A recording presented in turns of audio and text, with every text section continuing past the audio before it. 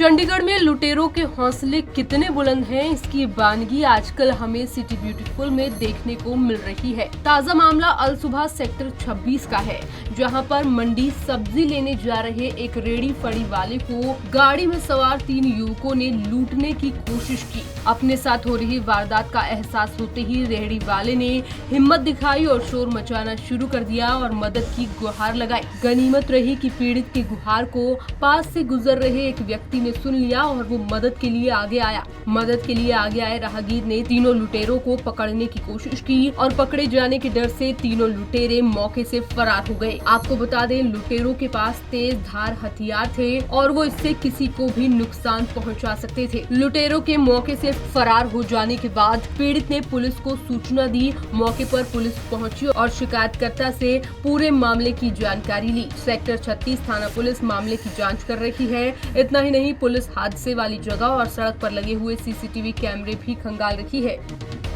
Tower चौक का spot आया था, वहाँ कुछ नहीं मिला। बार बार फ़ोन किया गया, फ़ोन पे नो रिस्पॉन्स थे। अब आपका फ़ोन आया, यहाँ है। अब हम यहाँ कुछ नहीं बताया, ना गाड़ी नंबर पता है इनको।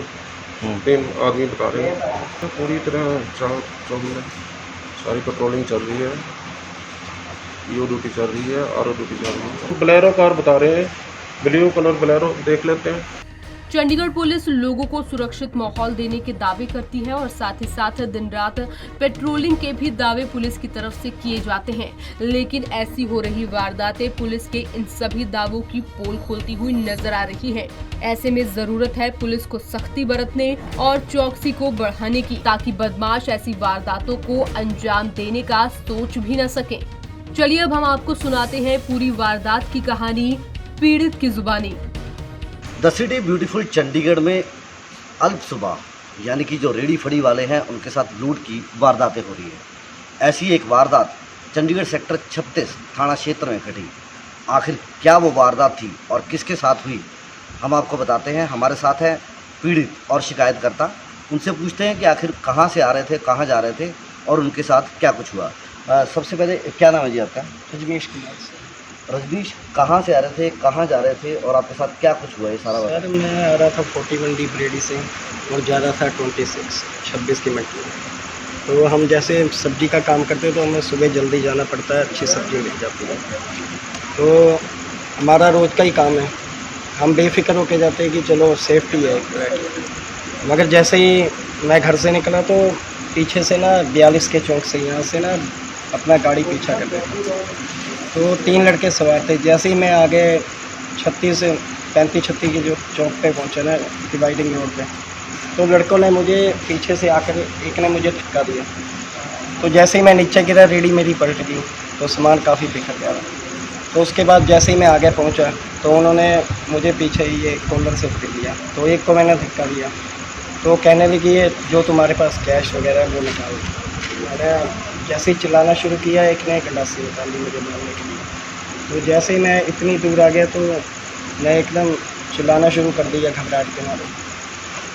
तो उसके बाद उन्होंने इतना था कि जैसे आप सेफ्टी के लिए आए, आपने गाड़ी रोक ली, तो आपको देख कर वो भाग गए एकदम।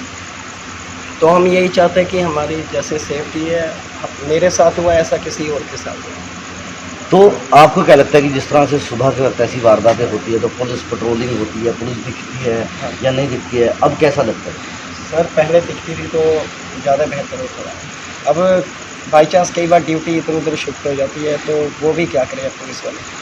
तो अब आपकी पुलिस से क्या मांग है और पुलिस को आपने शिकायत दी थी या कंट्रोल में कॉल की थी? 100 नंबर पर आपने जैसे कहा था ना, मैंने 100 नंबर पर कॉल किया था। तो उन्होंने कहा गाड़ी भेज दो। मैंने कहा नहीं सर, अब तो वो चले गए, लेकिन किसी और के साथ ऐसा अंजाम ना हो, तो इसीलिए सेफ्टी जरूरी है। और जिस तरह से पुलिस पेट्रोलिंग अगर करे या अपनी चौकसी बढ़ाए, उसके लिए भी आप कुछ पुलिस प्रशासन से मांग करना चाहें?